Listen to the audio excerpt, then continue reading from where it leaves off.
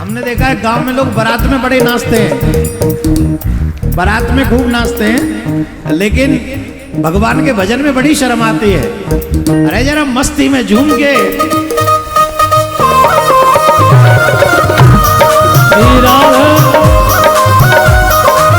बिहारी लाल की जय हो।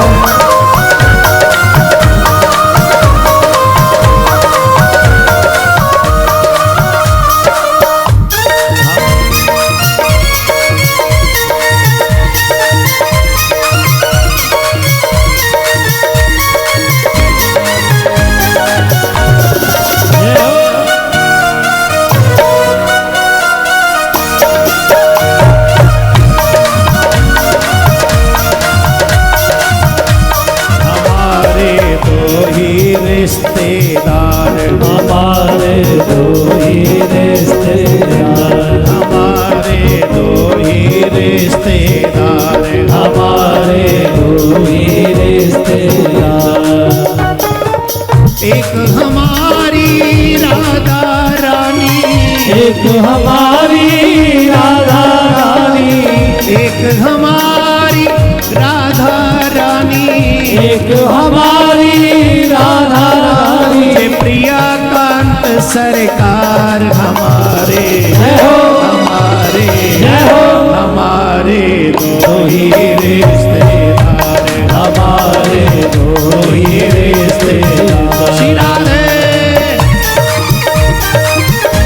प्रिया कानू सरकार की जय हो।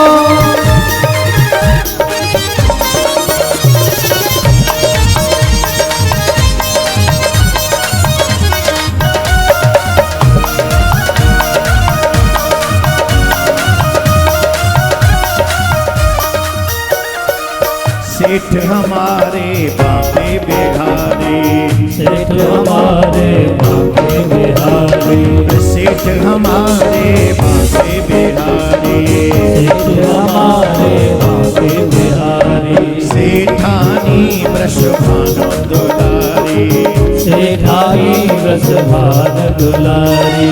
जो कोई जपता राधे राधे, जो कोई जपता राधे राधे। जोर से बोलिए, एक बार जोर से बोलना पड़ेगा। क्या बोलना पड़ेगा? राधे। जो कोई जपता राधे राधे, जो कोई जपता राधे राधे। हो जाए भव से पार हमारे जय हो, हमारे जय हो। हमारे दो ही रिश्तेदार, हमारे दो ही रिश्तेदार। श्री राधे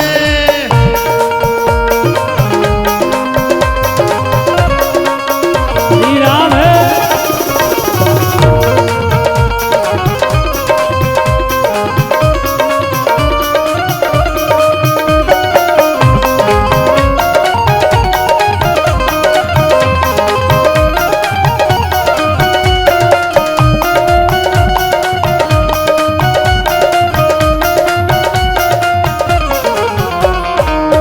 ममतामयी है राधा रानी, ममतामयी है राधा रानी, ओ ममतामयी है राधा रानी, ममतामयी है राधा रानी। हर बात श्याम ने इनकी मानी, बात श्याम ने इनकी मानी, हर बात श्याम ने इनकी मानी।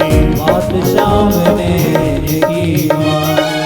राधा नाम की जड़ी बूटी से, राधा नाम की जड़ी बूटी से, राधा नाम की जड़ी बूटी से, राधा नाम की जड़ी बूटी से होता है उपचार हमारे जय हो, हमारे जय हो। हमारे दो ही रिश्तेदार, हमारे दो ही रिश्तेदार, हमारे दो ही रिश्तेदार। श्री राधे दो ही रिश्तेदार।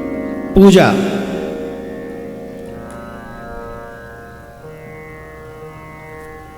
भगवान ने देवराज इंद्र की पूजा छुड़वाई, देवराज इंद्र की पूजा छुड़वाई और फिर गिरिराज पर्वत की पूजा करवाई। उसके पीछे दो रीजन थे। पहला रीजन, हमारे यहां गुरु आमे, हमारे यहां गोविंद आमे, तो हमारी सबसे पहली जिम्मेदारी बनती है कि हम उनकी पूजा करें, उनका आदर करें, आओ भगत करें, सम्मान दें। और अगर ऐसा नहीं करते हैं तो हमें पाप लगता है। हमारे गांव में जैसे संत आ जाए, महात्मा आ जाए, और उसके बाद भी हम अकेले ही बैठ के रोटी खा ले और उनसे पूछें भी नहीं, उनके पास जाके प्रणाम भी न करें, तो ये पाप तुल्य है, ये पाप लगेगा। इस समय कंचनपुर में तमाम साधु संत आए हुए हैं, कंचनपुर का भाग्य जगा हुआ है। आप लोगों के पास ये अवसर है, कौरव समाज के भाई बहनों के पास, कि आप जमकर साधु संतों की सेवा करें और इनका खूब सत्कार करें और इनसे खूब आशीर्वाद प्राप्त करें। संत का एक आशीर्वाद आपको भवसागर से पार कर सकता है। ये बड़ा सौभाग्य है आपके लिए, बड़ा सुंदर। अच्छा, पहला आयोजन है, कैसे होते रहते हैं यहां पे? अच्छा, फर्स्ट वन। और अब आगे, मैंने अभी कहा, कल किसने देखा? भगवान प्रियाकांत सरकार से यज्ञ, भगवान से प्रार्थना, पवन पुत्र हनुमान जी से भी प्रार्थना कि आज और कल भी निर्विघ्नता से ये यज्ञ संपन्न हो। ऐसे दिव्य आयोजन जो आज हमारे यहाँ कई लोग बैठे हैं जिनकी एज 50 से ऊपर है, 60 से ऊपर है, 70 से ऊपर है, उनके जीवन में ये पहला यज्ञ ऐसा हो रहा है गांव में। इतने साधु संत, मैं देखा झोंपड़ी लगी हुई है, वहां बैठे हुए हैं साधु संत। अच्छा, कई तो मैंने वो भी देखे कि पंडाल में नहीं बैठेंगे, झोंपड़ियों में बैठ जाएंगे जाके छुप के। चोर श्रोता, चोर छुप के बैठे रहे। अरे जब ठाकुर ने अवसर दिया है तो पंडाल में जाके बैठो, सामने बैठो। चलो खैर, वो बात नहीं करेंगे। हम बात कर रहे हैं कि ठाकुर जी ने अवसर दिया हमें कि यहां संत आए हैं, यहां कथा हो रही है, यहां यज्ञ हो रहा है। जितनी साल भर की आपकी कमाई होती है ना, गेहूं से, धान से, जिससे भी, उसका कम से कम 10% ऐसे उत्सव में खर्च कर डालो,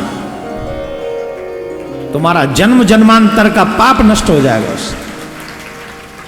यहां जो ज्ञान मिल रहा है ये करोड़ों करोड़ों का है, लाखों में इसका कोई समझौता नहीं हो सकता। अरे अमृत लोड वापस कर दिया हो, अमृत कलश जिस कथा के लिए वापस कर दिया हो, अभक्तास विज्ञाय ददोष कथा अमृतम श्रीमद् भागवती ही वार्ता सुराणम अपि दुर्लभ। देवराज इंद्र का अमृत कलश लौटा दिया, वापस ले जाओ इसे, तुम्हें कथा नहीं सुनाई जाएगी। और यहां तुमसे पूछा भी नहीं जाता कि तुम कथा सुनने आए हो, तुम कितने पापी हो, कितने पुण्यात्मा हो। तुम्हें बैठाल दिया गया और तुम्हें सुना दी गई। तो इससे बड़ा सौभाग्य क्या होगा? इन साधुओं में, संतों में, इन यज्ञों में, इन उत्सवों में अगर 100 रुपए में से तुम्हारे 10 रुपए कहीं लग भी जाएं तो तुम्हारा क्या नुकसान है? वही 10 तुम्हारे को लाखों गुना करके वापस भगवान देता है। कहते पहले तू मुझ पे खर्च कर, फिर मैं तुझ पे दूंगा, तुझे दूंगा। एक हाथ से जो खर्च किया जाता है दान में, वापस वो हजारों हाथों का वापस मिलता है। ठाकुर के हजारों हाथ हैं। इसलिए हम सभी को आज और कल का सदुपयोग कर लेना चाहिए। जब भगवान आते हैं, गुरु आते हैं, गोविंद आते हैं, संत आते हैं, भक्त आते हैं, हमें उनका आदर करना चाहिए। अच्छा, भगवान कृष्ण को मानते नहीं ब्रजवासी?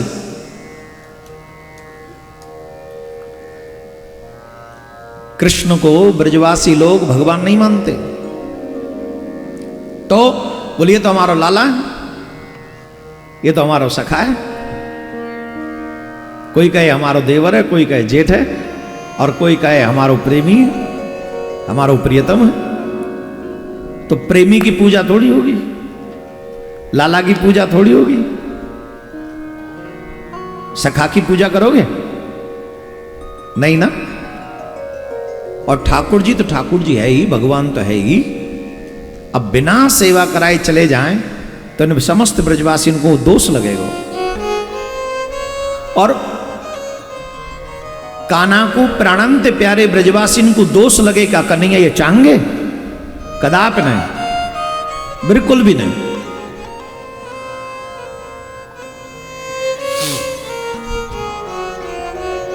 कन्हैया ने रूप बदलो, गिरिराज के रूप में भये और गिरिराज के रूप में है के ठाकुर जी ने कही कि इंद्र की पूजा छोड़ दो और तुम मेरे देवता की पूजा करो। कन्हैया वो देवता कौन है? बोले मेरो देवता है, गिरिराज नाम है। एक देवता या ब्रज माही रहत हमारे संग सदा, सब मिल के तुम देव मनाओ, अपने सबरे कष्ट मिटाओ। कौन कौन गिरिराज महाराज की परिक्रमा देवे जाए भैया? जाओगे ना? जाना चाहिए। जो गोवर्धन जावे परिक्रमा करे, हमारे ब्रज में तो यूं कहें, गोवर्धन मांडू तू बड़ो तोते बड़ो न कोई, और जो तेरी पूजा करे बापे छोरा ही छोरा होए। अरे ना है, छोरा हो ना हो, छोरी जरूर होनी चाहिए। हाँ, छोरा तो ऐसे होता है कि 10 बेर कह लो फिर भी एक आध जनों को टांट ठाड़ो ही मिले, और छोरी ऐसी हो बेचारी मोते ही पहले आके बैठ जाएं और कब तक, जब तक हम न चले जाएं तब तक बैठी रहें। अब बताओ छोरा न को क्या करेंगे ऐसे न को? अच्छा वैसे ये स्वभाव ही है बालकन को, छोरा सुने कम है, छोरी जल्दी सुने। राधे राधे बोलना पड़ेगा, ऐसे नहीं, जरा जोर से।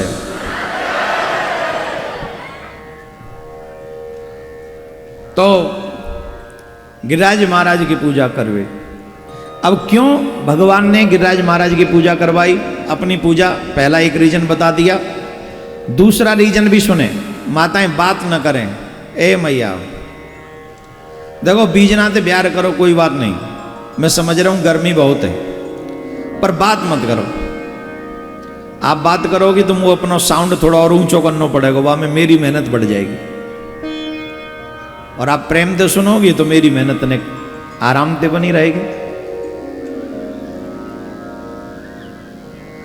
इंद्र की पूजा क्यों छुड़वाई? इंद्र के अभिमान को नष्ट करने के लिए। यहां पर जितने भी लोग बैठे हैं एक बात समझ लें, भगवान का भोजन क्या है? गर्व, अहंकार। ये जो अभिमान है ये भगवान का भोजन है। भगवान किसी के भी अहंकार को रहने नहीं देते, नष्ट कर देते। जो लोग ये चाहते हैं कि हमें भगवत कृपा प्राप्त हो, जो लोग ये चाहते हैं हमें भगवान की कृपा मिले, उन लोगों को एक बात सीख लेनी चाहिए कि जीवन में जो मिल जाए उसका अभिमान हमको नहीं करना है।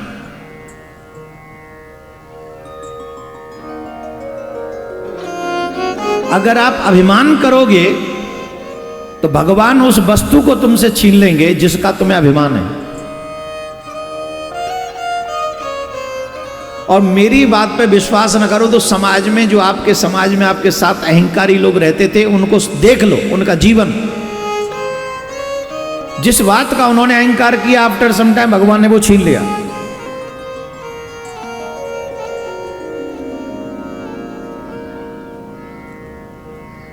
जिनको पैसे का अभिमान हो जाता है, भगवान एक दिन उन्हें दरिद्री बना देते हैं। जिन्हें परिवार का अभिमान हो जाता है, एक दिन उनका परिवार उनसे दूर हो जाता है। जिन्हें किसी पद का अभिमान हो जाता है, भगवान उनसे वो पद छीन लेते हैं। आपने देखा होगा कई लोग ऐसे होते, बड़े बड़े ऊंचे ऊंचे पदों पे पहुंच जाते हैं, और जब ऊंचे पदों पर पहुंच जाते हैं तो लोगों को लोग नहीं समझते, और आफ्टर सम टाइम वही फिर आके जमीन पे टिके पड़े रहते, तब लोग उन्हें कुछ नहीं समझते। इसलिए किसी भी ऊंची जगह पर पहुंचकर आप ज्ञानवान हो, आप विद्यावान हो, आप बलवान हो, आप पदवान हो, आप प्रतिष्ठावान, आप जो भी वान हो, लेकिन आप दयावान बने रहो, आप विनम्र बने रहो। आप विनम्र बने रहोगे, ठाकुर जी आपसे कुछ नहीं कहेंगे, आप पर करुणा बरसाते रहेंगे, आपसे प्यार करते रहेंगे। अब आप कल्पना कीजिए कि देवराजेंद्र को कितना अभिमान हो गया होगा। जिन देवताओं के दुख को दूर करने के लिए, कष्ट को मिटाने के लिए स्वयं नारायण अवतार लेकर आए, वो उस बात को भूल गया और ब्रज के ऊपर घनघोर 7 दिन 7 रात्रि तक वर्षा की। कितने दिन? जोर से बोलो। ब्रज को बहा दो, कोई ब्रजवासी बचना नहीं चाहिए। लेकिन आपने सुना है ना, जाको राखे सांवरो मार सके ना, बाल नवा को कर सके, जो प्रभु सहायक होए।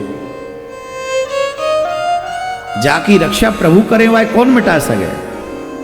कोई नहीं मिटा सके, बस प्रभु साथ में हो।